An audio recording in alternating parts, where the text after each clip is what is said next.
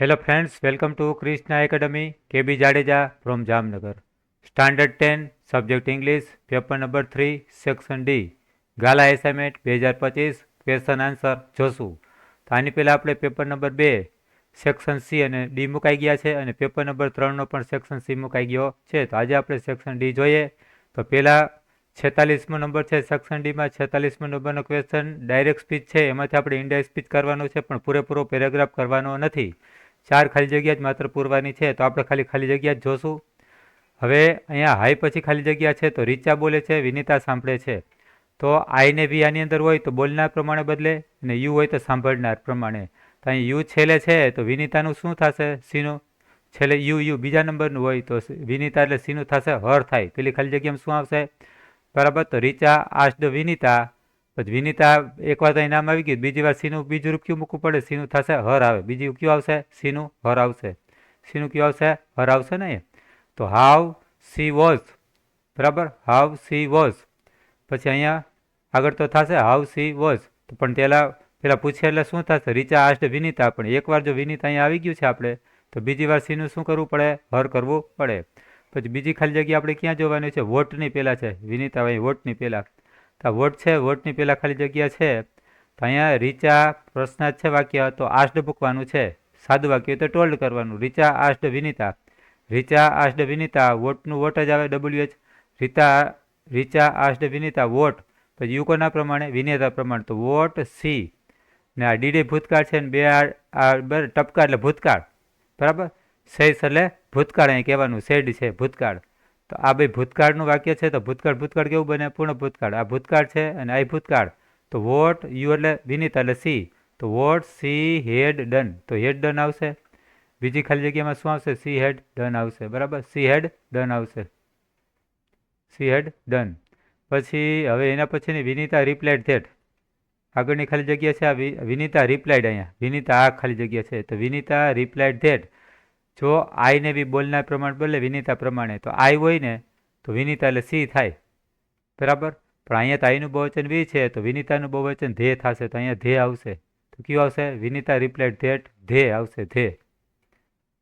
તો તમારે યાદ રાખવાનું છે આઈને વી બોલનાર પ્રમાણે. તો આઈ હોય ને તો વિનીતા એટલે સી, પણ આઈનું બહુવચન વી છે. આઈનું બહુવચન કેવું છે? વી છે. તો વી બહુવચન છે, તો વિનીતાનું બહુવચન શું થશે? વિનીતા એટલે સીનું થશે ધે થશે. તો ધે આવશે. તો ધે આવશે અહીંયા. બરાબર. એના પછીની ખાલી જગ્યા આગળના વાક્યમાં જ અહીંયા છે ખાલી જગ્યા. એને એડેડ ધેટ. એકને એક વ્યક્તિ વાક્ય બે વાર બોલે તો અહીં એડેડ ધેટ. પછી વી એટલે વરી પાછું આઈનું બહુવચન વી છે, તો વિનીતાનું બહુવચન સી થશે. સી વેર આવશે. એટલે સી શું આપણે? બરાબર. તો આઈનું બહુવચન વી, તો વિનીતા એટલે સીનું બહુવચન ધે થશે. તો ધે વેર આવશે. કયું આવશે? They were. તો અહીંયા કયું આવશે? ધે વેર આવશે. આ 3 ઓપ્શન છે, એમાંથી તમારે ધે વેર મૂકવાનું છે. બરાબર. ધે વેર મૂકવાનું છે, કારણ કે વી છે તો આઈનું બહુવચન વી છે, તો વિનીતા એટલે શું થશે? વિનીતા એટલે સીનું બહુવચન અહીંયા વીનું ધે કરવાનું છે, અને વેર તેમનામાં આવશે. પછી આપણે વાક્ય જોડવાના છે. તો 47, 48 અને 49. તો હવે આપણે ગુજરાતી જોઈએ તો સી ઇઝ ધ સ્વિમર. તેણી તરનાર છે. હર પેરેન્ટ્સ એટલે તેના માતા પિતા તેને ઘણું બધું પ્રોત્સાહન આપે છે. તો અહીંયા સી હર ત્રીજું રૂપ છે, સંબંધ રૂપ છે. નામની માતા પિતા નામ છે, નામની પહેલાં ત્રીજું રૂપ હોય, તો આમાં ત્રીજું રૂપ કયું છે? વુમને વુઝ આવે, માલિકી. તો સી હર એટલે તેણીના માતા પિતા, વુઝ એટલે જેના માતા પિતા, તો વુઝ આવશે.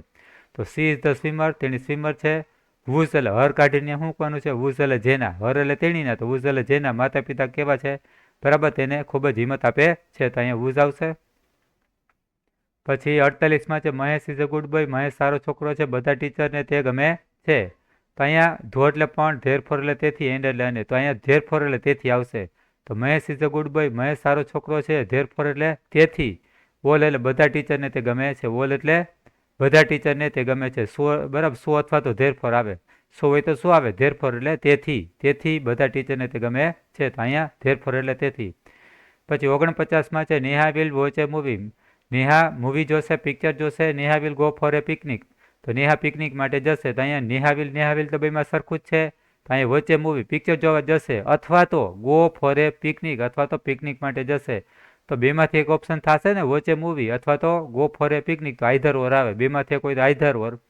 એન્ડ એટલે અને બટ એટલે પણ, તો આમાં આપણે આઈધર ઓર આવશે. તો નેહા વિલ બેમાં કોમન છે સરખું, તો નેહા વિલ લખી નાખવાનું.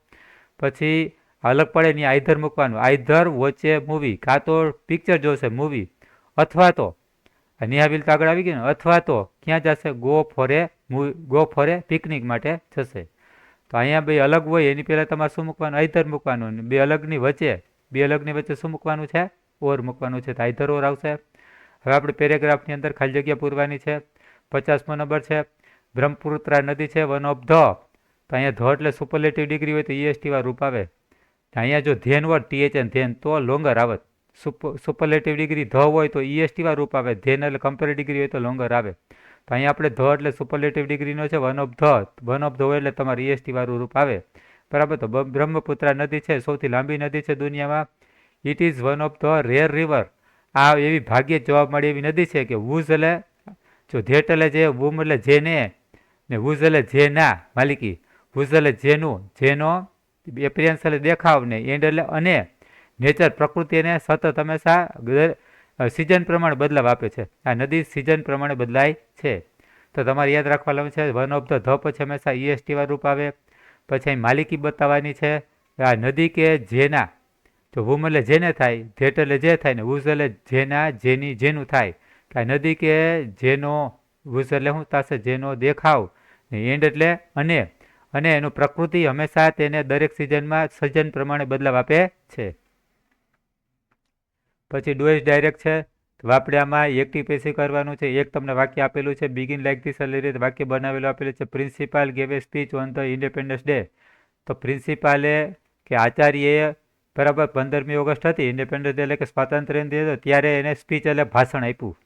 તો આ કરતા પછી ક્રિયાપદને પૂછતા શું આપ્યું, ગેવને પૂછો શું આપ્યું, તો એ સ્પીચ આવે. શું આવશે, સ્પીચ. તો સ્પીચ ક્યાં મૂકવાનું છે, આપણે પ્રિન્સિપાલને બદલે મૂકવાનું છે. અને ભૂતકાળ હોય તો વોઝ વત્તા ત્રીજું મૂકવાનું છે. તો એ સ્પીચ એક જ છે, તો સ્પીચ વોઝ ને ત્રીજું રૂપ મૂકો ગિવન. તો સ્પીચ વોઝ ગિવન. પછી બાય કોને આપી છે આગળનું નામ, બાય ધ પ્રિન્સિપાલ. પછી વૈધું લખી નાખો ઓન ધ ઇન્ડિપેન્ડન્સ ડે.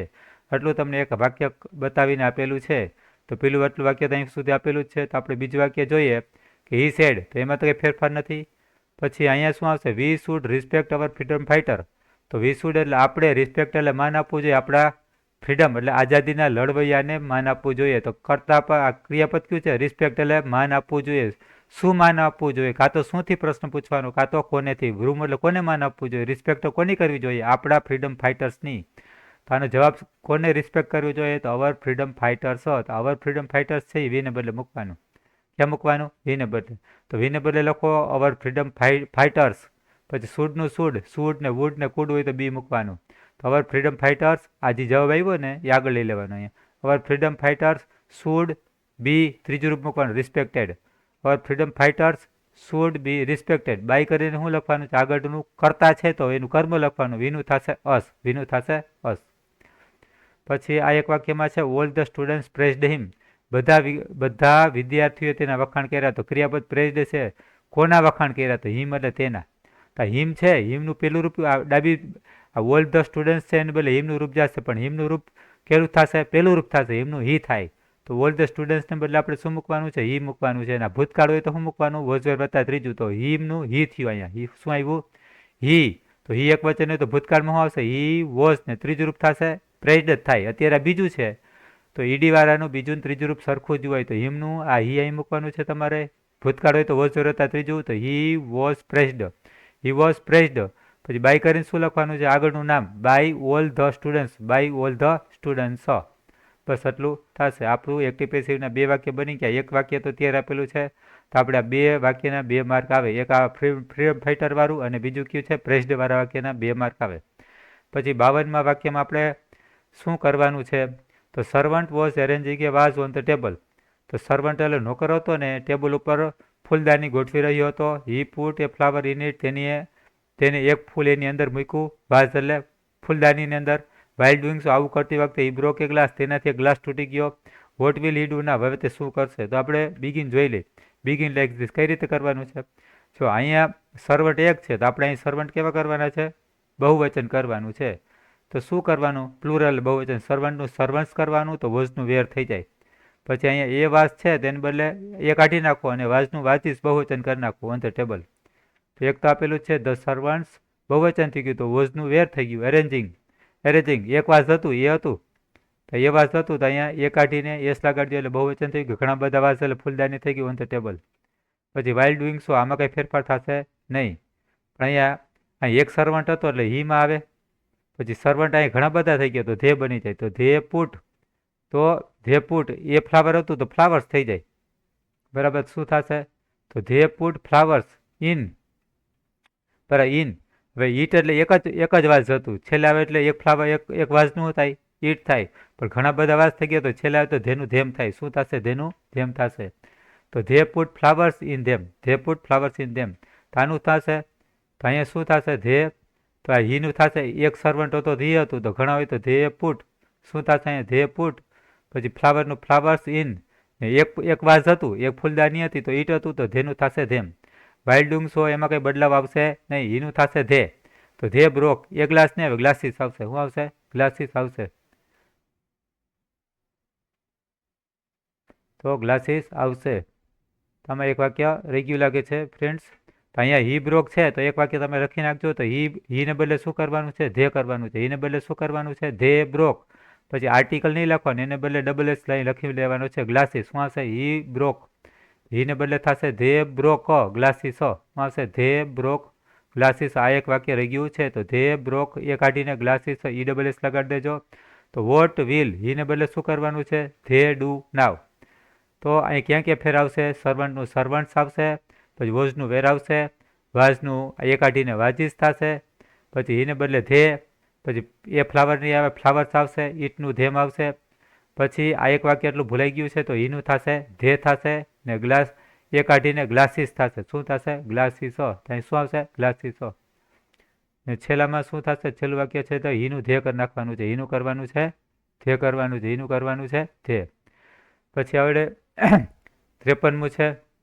તો તમારે જ્યાં લીટી દોરી ત્યાં પ્રશ્નોનો સાચો જવાબ ગોતવાનો છે. અહીં લીટી ક્યાં છે? લાસ્ટ વીક એટલે સમયગાળો છે તો વેન આવે. તો Shefali went to meet her uncle last week. Shefali તેના કાકાને ગયા અઠવાડિયે મળવા ગઈ. શેફાલી ગયા અઠવાડિયે તેના કાકાને મળવા ગઈ. તો ક્યાં લીટી છે? અંડરલાઇન ક્યાં છે? લાસ્ટ વીક એટલે સમયગાળો હોય તો વેન એટલે ક્યારે. જો વુ તો વ્યક્તિમાં લીટો હોય ને શેફાલીમાં તો વુ આવે. પછી કાંઈ કારણ બતાવવાનું હોય તો વાય આવે. અને જગ્યા નીચે લીટો હોય તો વેર આવે. તો અહીંયા તો સમયગાળા નીચે લીટો હોય લાસ્ટ વીક એટલે ક્યારે, તો વેન એટલે ક્યારે. તો આનું આવશે વેન. પછી ભૂતકાળ હોય તો did. When did Shefali go. When did Shefali go to meet her uncle. તો આપણે લાસ્ટ વીક એટલે સમયગાળો હોય તો તમારે વેનવાળું વાક્ય આવશે ડી. લાલ અક્ષરમાં સાચો જવાબ છે તો when did Shefali go to meet her uncle. પછી 54માં છે there is a little water in the river. તો નદીમાં થોડુંક પાણી છે તો વોટર એટલે પાણીનો જથ્થો કેટલો? લિટલ થોડો ગણી શકાય નહીં એટલે હાઉ મચ આવે. જો અહીં ગણી શકાય એવી વસ્તુ હોય તો હાઉ મિની આવે. ગણી શકાય એવી વસ્તુ હોય તો હાઉ મિની આવે. પણ પાણીનો જથ્થો થોડોક છે નદીમાં. તો થોડોક એટલે કેટલો ખબર નથી. તો જથ્થો ગણવા માટે દૂધ, ખાંડ, ઘી, ગોળ.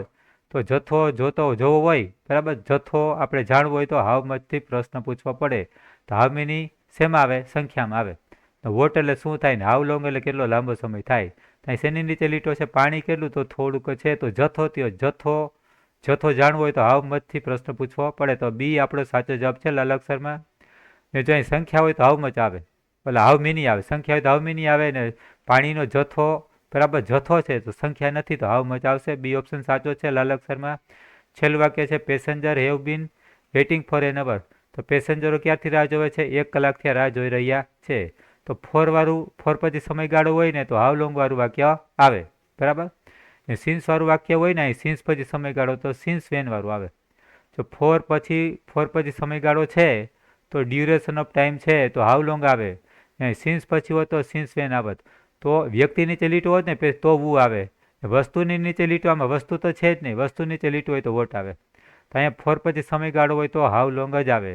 સિન્સ પછી સમયગાળો હોય તો સિન્સ વેન આવે. તો અહીં ફોર પછી સમયગાળો છે એટલે હાઉ લોંગ વાળું પેલું વાક્ય આપણું સાચું છે કે પેસેન્જર 1 કલાકથી રાહ જોઈ રહ્યા છે. તો હાઉ લોંગ એટલે કેટલો લાંબો સમયથી પેસેન્જર રાહ જોઈ રહ્યા છે. તો આપણો પેલો ઓપ્શન સાચો છે. તો અહીં આપણો વિડીયો પૂરો થાય છે. તો ક્રિષ્ના એકેડમી 1976 સર્ચ કરીને બધા જ વિડીયો જોઈ લેશો. Okay, thank you.